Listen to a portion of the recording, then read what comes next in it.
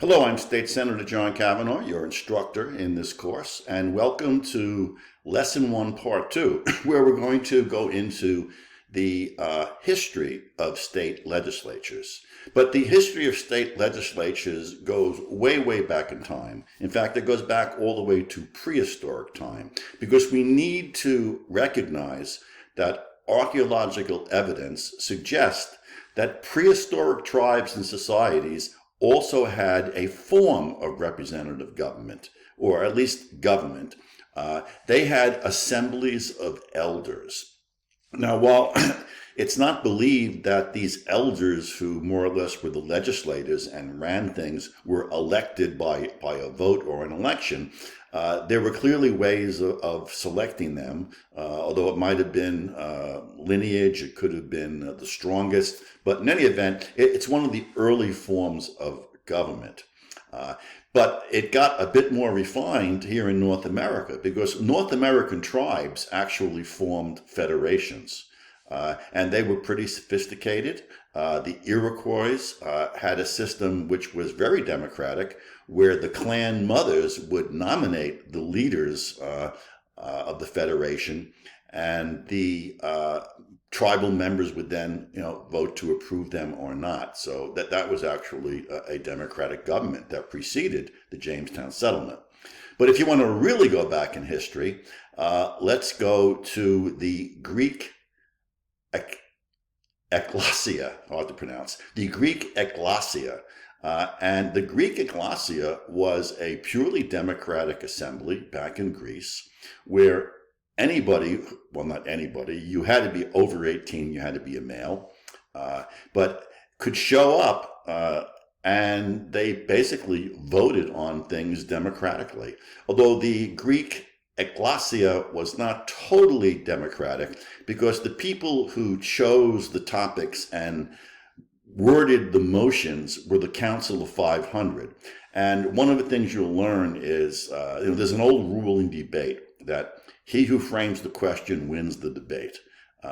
And if you can control what the question is, what topics will be discussed, you're really steering it. Just like we will learn, committee chairs can not hear bills and only hear the bills that they want. So not totally democratic, but it still was a direct democracy for those items that went before the large crowds of people who would gather in ancient Greece to vote on these things.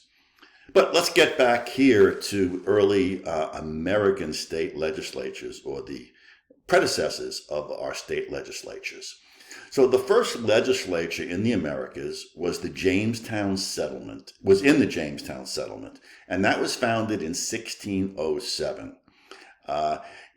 It was financed by a private company, but it was approved by the King of England. Right? But the private company got up the cash, got the ships, got the people, and sent them over here.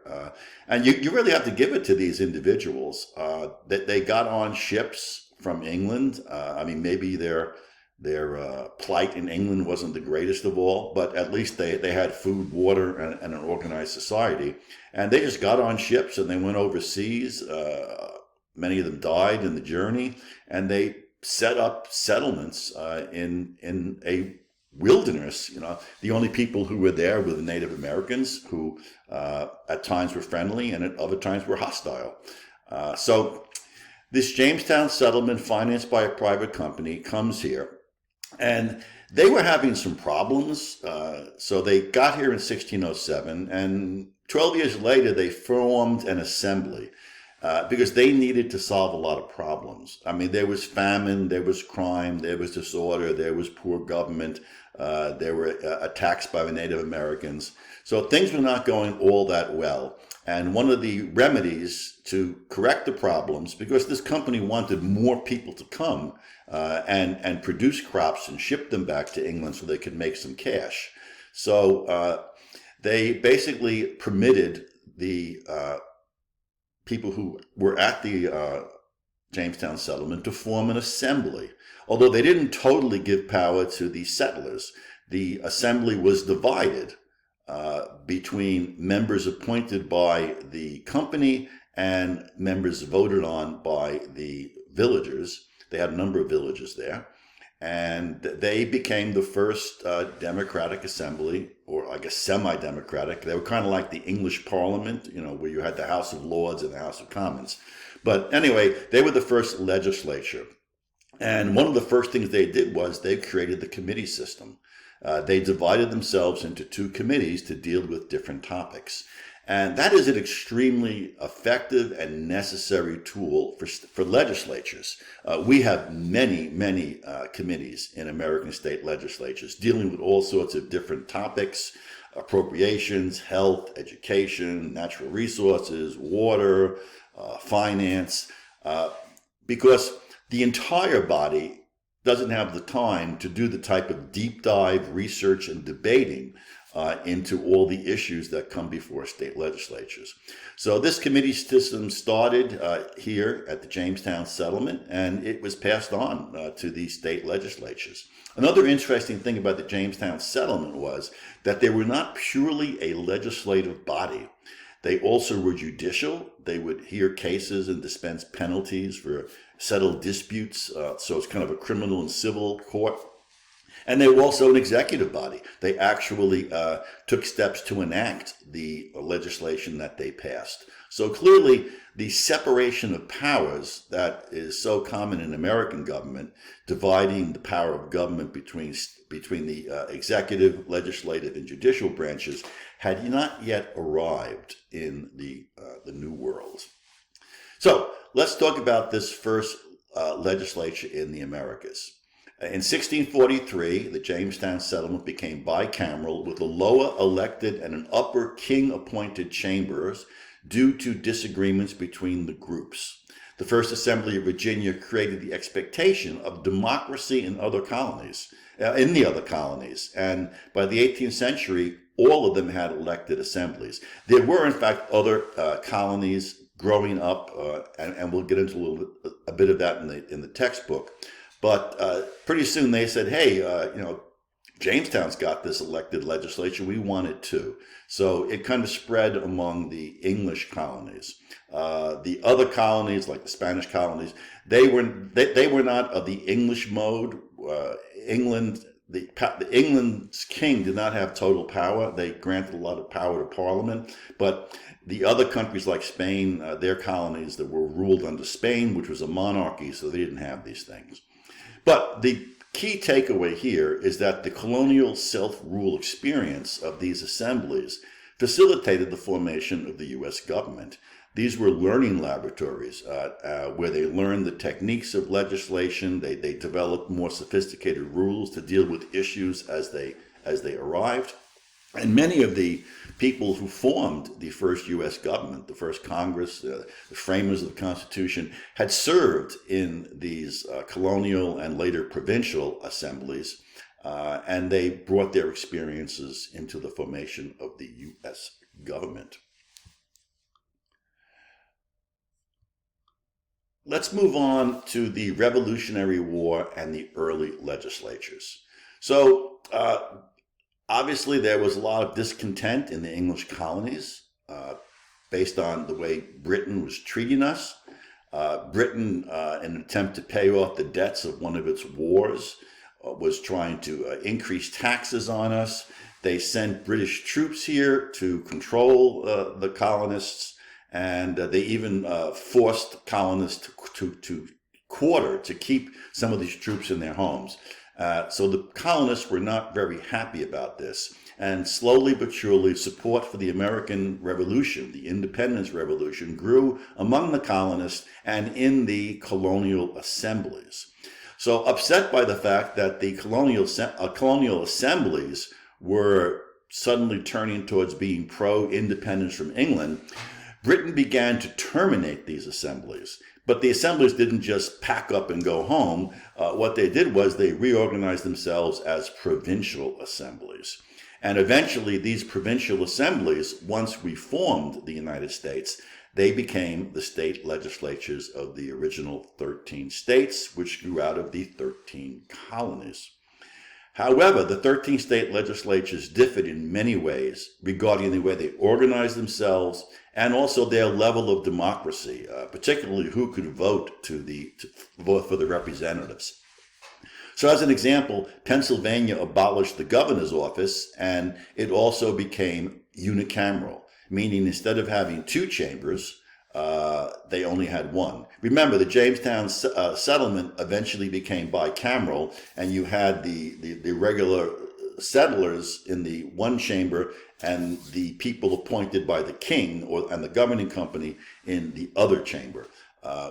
In the case of Pennsylvania, they got rid of the governor's office, and they also got rid of one of the chambers. But South Carolina, on the other hand, they required candidates and voters to be white males. And some of them required that to vote you had to own property. So there were a lot of differences in the way they organized, did business, and who got to vote.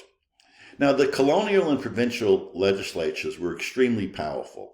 And some of them, as we mentioned with the Jamestown incident, exercised both executive and judicial authority. And after the Revolutionary War, many of these assemblies retained their powers and kept them up until about the Civil War period. So again, the separation of powers doctrine had not yet been imbued in the U.S. Constitution, and legislatures were really powerful institutions. But there were reforms in the early 19th century. So again, we're talking the 1800s now. The legislatures, of course, have always been evolving to keep up with new circumstances and new views by the public about how they should operate. And this process of reform and change continues up until today, where we're still experimenting with new ideas like ranked choice voting. And these changes and reforms are going to continue into the future. So what follows are going to be a discussion of the major reforms that occurred over the years. However, in this introductory lesson, I'm not going to go into a great deal of detail into these reforms. The next chapter on major reforms will really get deep into the weeds, so to speak, on the reforms. But let's take a look at some of these major reforms that went through. One is single-member legislative districts. Initially, legislative districts were plural districts, and that means there was more than one representative in each district. Sometimes they might have had 4 or 5 representatives. Now, when you have 4 or 5 representatives that you have to vote for your legislator or your state senator, a lot of these people who get elected are going to have less than 50% of the vote. So when somebody has more than 50% of the vote, we call that a majority vote. But when somebody has less than 50%, that is a plurality vote. And if you have 5 people running for one office, and if you have an office where 5 people can get elected and you have a number of people running, many of them are not going to have a majority of the voters voting for them. Some of them might have as few as 25, 30% of the voters voting for them, not especially Democratic. So what happened was, one of the first reforms was to say, no more multi-member districts, 1 representative, 1 senator per district. But there are exceptions. Arizona is an interesting exception. In Arizona, we divide the state into 30 districts of equal population, and each district has 1 senator but 2 representatives. So there are still variations, again, which makes legislatures interesting. Let's take a look at the early policy reforms. I already mentioned the single-member legislative districts. Now, what is the big issue about plural districts, having more than 1 member per district? There are pros to this. The big pro being that it increases diversity by allowing plurality candidates to win. Again, if you have 5 spots that you can vote people into for this one district, some of the people will only have the support of 25, 30% of the voters. So you'll get more diversity in terms of the viewpoints. But there are also problems with more than 1 representative per district. Again, it allows candidates with little support to win. Diversity is not always great, especially if somebody only has a support of 25, 30% of the voters, and that person has some really bizarre views. In addition, when you have more than one legislator in a district, they're beholding. They represent a lot of people, and they can't pay as much attention to those individuals. So if each district had only one rep, you would have many more districts of smaller size. But when you have a lot of reps in one district, the districts are way larger, and there are a lot more people to visit, talk to, hear their concerns, read their letters. In addition, there's less accountability because each member will think another member is taking care of the problem. There's also duplication of services. And in addition, it's easier to gerrymander extremely large districts. Gerrymandering is drawing district lines to benefit the party that's drawing them. And we'll get into that in more detail in the next lesson. Next, we have the Progressive Era. And the Progressive Era had a lot of interesting reforms. States began, to switch to single districts in the 19th century, and they're the norm today. Arizona has a hybrid system, as I said. And the 19th century also ushered in the populist movement to give ordinary people a greater say in government. So, the big reforms of the Progressive Era were the initiative and referendum. Initiatives allowed people and organizations to place items on the ballot for voter approval to become law, and to do so, the people supporting the initiative or the referendum have to get a specific number of signatures from registered voters to sign a petition. The referenda involved the legislature voting to send or refer an issue to the voters. So in Arizona, we can pass a referendum, and that refers a law or policy or expenditure to the voters for them to approve. And initiatives are different. Initiatives are initiated by the voters. So people who want to do something that the legislature won't put up and vote on can collect the signatures from voters, put it on the ballot, and if it passes, it becomes law. Arizona, states can limit initiative and referendums to single subjects. Some states say all the topics in a referendum or an initiative have to be the same area, education or transportation. Others say, no, you can mix them. You can have an education part of it and then deal with road construction and throw in some water policy.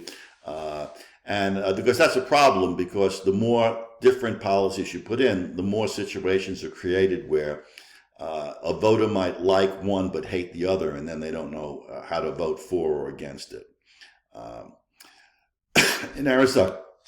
So the Arizona legislature has limited the power to change laws passed by initiative. Initiatives can sometimes be overridden by state legislatures. So the voters pass an initiative, and the legislature comes back and passes a law that nullifies it. And that really upsets the people and the voters that passed that law. In fact, in Arizona, there was a law making it easier to possess marijuana that was passed by the voters. The legislature opposed it. The legislature came back and voted against it in a bill and eliminated it. And in response, the supporters came back in the next election and passed an initiative which amended the Constitution, which said that legislatures can't tinker with anything that the voters pass, except if it's to further the will of the voters, and there's a 3/4 vote in both chambers. The initiative, of course, was supposed to be a grassroots progressive era reform. As we'll learn in the next lesson, the progressive era was led by workers and farmers who were upset with political corruption and the power of big business, and they were trying to restore power to the people. So the initiative was a big way to restore power to the people by letting the people collect signatures and create legislation independent of a legislature. But today, the initiative has been corrupted by big money politics. It's very hard for people to get the signatures today to get something initiative on the ballot. And as a result, you have big money groups, billionaires, big PACs they fund these initiatives. And sometimes they are being funded and organized by people outside the state of Arizona. So not that much grassroots anymore. They even hired people to get the signatures for the petitions, as opposed to having the people who support it going out there and going to their neighbors. So not very progressive in today's world. Let's talk about direct primaries. That was another big reform of the progressive era. In the old days, the people who ran for office, for election, were picked by party bosses. So the party bosses would pick the people they wanted, who they often controlled.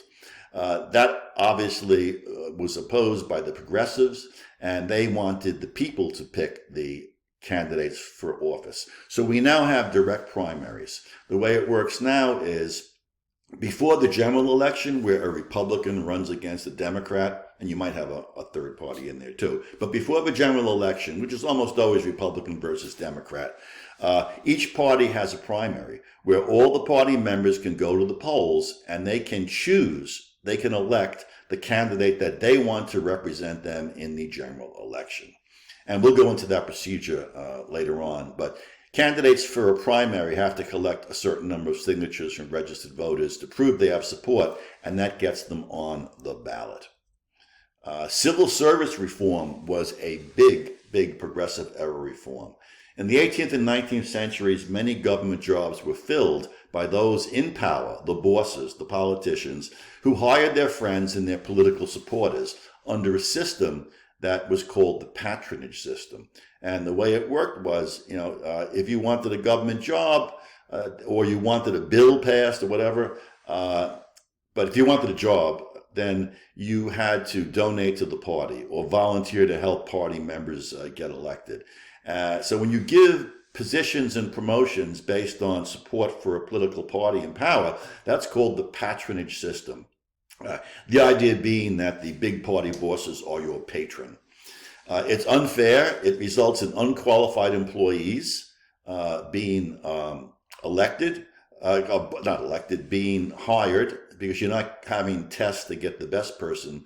And of course, you have large turnover, because if in the next election the party in power loses and a new party comes in, they fire all the old patronage people and put their own people in. So the reform was the merit system, which is a method of selecting people, often using examinations, to get the most qualified candidate picked first. There are certain exemptions. Political appointees can be hired by the party in power, but these are only for very high-level positions that head agencies, to ensure that the policies that the governor or the mayor or whoever the chief executive is, that person's policies are communicated to these civil service workers, and that they don't just do whatever they want. We'll go into more detail in that later. And again, they often use examinations to pick the best candidates in the fairest way. Another progressive era reform was banning political activity by government employees. The Federal Hatch Act prohibited almost all political activities by federal employees to stop the patronage system and prevent employees from abusing their positions to help candidates. So they made federal employees, this is federal only, totally politically neutral. They couldn't donate to campaigns. They couldn't participate in campaigns. Politicians couldn't get donations from them. They isolated them. But there were certain First Amendment concerns about loosening the rules about expressing political opinions and campaign work. First Amendment lets you speak in favor of candidates, against candidates, allows you to associate with other people, like campaign committees, to promote candidates. So the strict Hatch rules at the federal level have been reduced, and federal employees can do a lot of things now. I mean, they can't run for office, but they can make donations and they can campaign for candidates. State and local governments were always less restrictive in terms of prohibiting the use of government resources to promote elections and their employees taking part in elections. In fact, when I was a police officer, I was on a town council in the town where I lived, which was outside the jurisdiction where I was a cop. Throughout my entire period in the legislature, I was employed by the Maricopa Community College District. So that's a government entity. So they've loosened up these rules a lot. Let's talk about some 20th century setbacks. As we got into the 20th century, the 1900s, there was a movement to limit legislative power. A lot of this was part of the progressive type philosophy that politicians were corrupt, they were in the pockets of big business. So they began to underfund legislatures, not provide that much staff, and even reduce the times legislatures could come in and enact legislation. And when you reduce staff, this empowers lobbyists and the few staff members who are left. And that's a problem. If legislatures don't have a robust, intelligent, well-paid staff, they have to rely on lobbyists for information. And obviously, a lobbyist is going to be biased because they're trying to lobby you for what they want. So legislative power and influence suffered serious setbacks in the early 1900s. In the 1900s, in the early 20th century. The 1960s and beyond were a time of rebirth. There was political turmoil in America. The Vietnam War was raging, it was unpopular, dissatisfaction with government, and there were a lot of increased state responsibilities that the state took on. The state is a lot more involved in healthcare and delivering services. So the increased responsibilities of state government, dissatisfaction with government, led to the public being receptive to giving legislatures more power and influence. So we were able to hire more people to become more competent, more professional. Some legislatures went full-time. And there were just a lot of policies and reforms that reconstituted, that re-empowered and made more effective state legislatures. What were these policies? Better pay, more staff, longer sessions so the job could be done more thoroughly and at a not too quick pace. More interim sessions, so when you're out of session, you might still come in for special issues as they came up. And yearly sessions. A lot of legislatures only met once every 2 years. Now only a few meet only every 2 years. Almost all legislatures meet every year because of the massive burden of policies and bills that have to be addressed in today's more complicated world. Policy and issues, again, in the 60s and beyond, the professionalization, professional organizations were created to provide legislators and staff with networking and information services.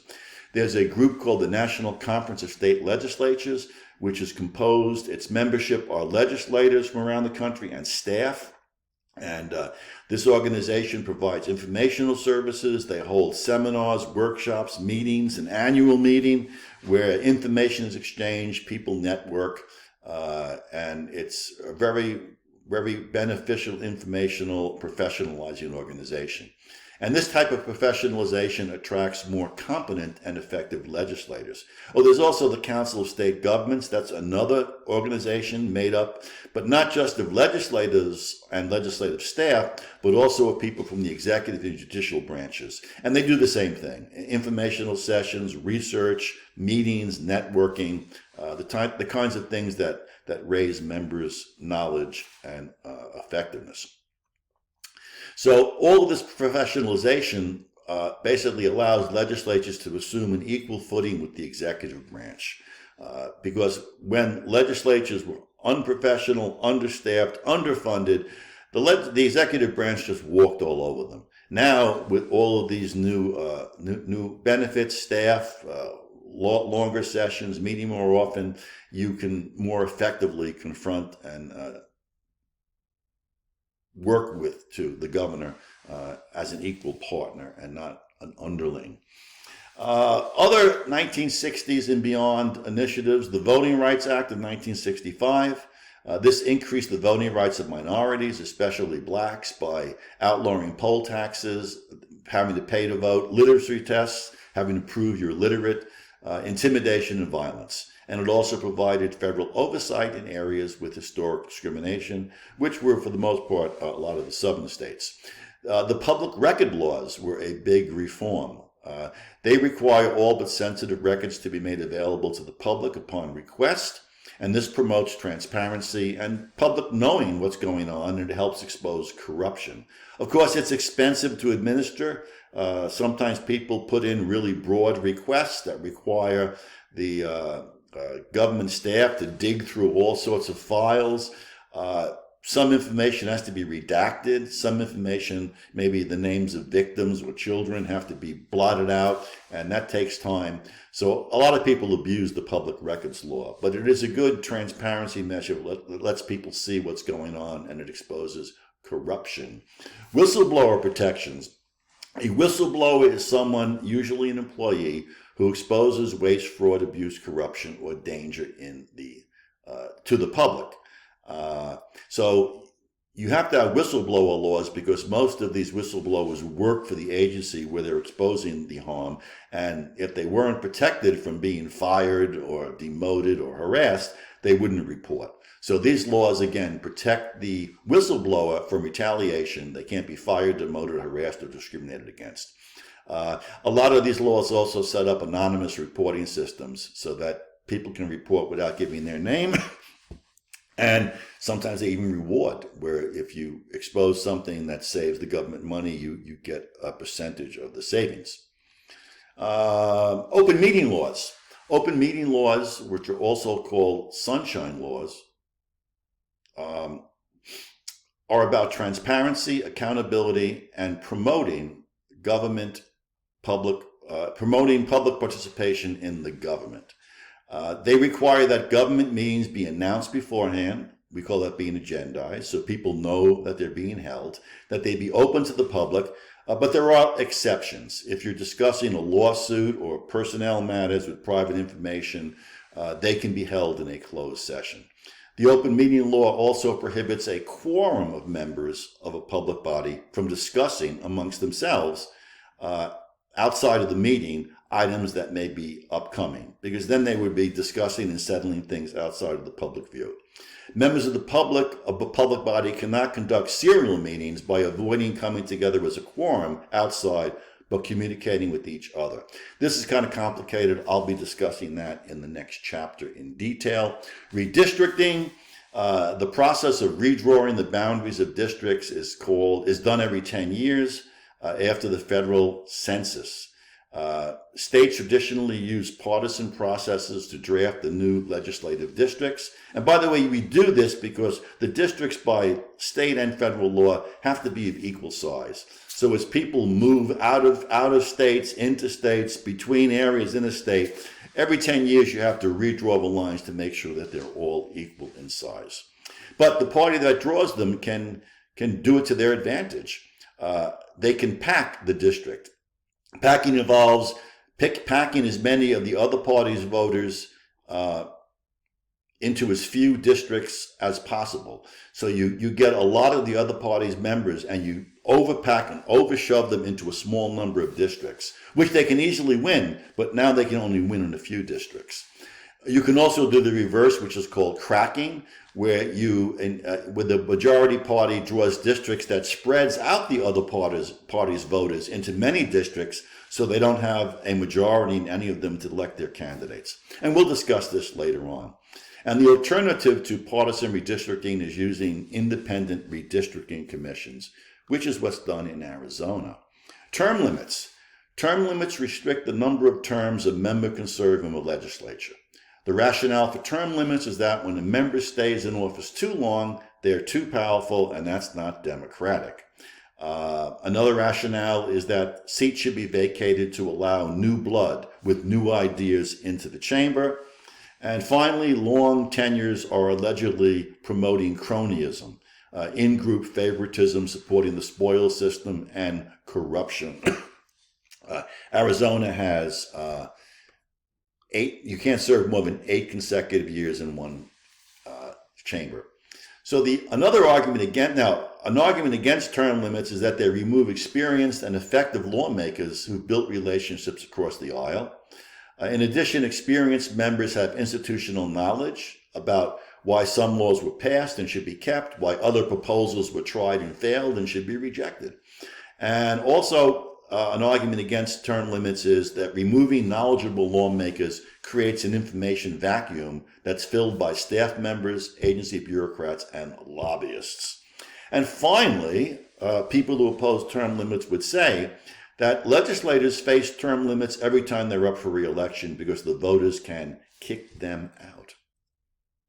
Campaign finance reporting is another reform. It requires candidates committees, and others involved in influencing elections for and against candidates and ballot measures to report their income sources, donation amounts, and campaign expenditures. And these laws also limit the power of donors to give money. Campaign finance reporting laws are a type of sunshine law because they shed light on who is financing political campaigns. And the reporting requirements also make it easier for law enforcement authorities to detect illegal campaign activity. So again, this lesson just went over the history of legislatures and how they evolved, and then I did a brief overview of the major reforms that have shaped state legislatures. But these reforms are more complex than I presented here. There are more arguments for and against them, more nuances to them. So the next lesson is going to go into much greater detail about the major reforms that shaped state legislatures. So that's it for now. Thanks for watching Lesson 1, Part 2.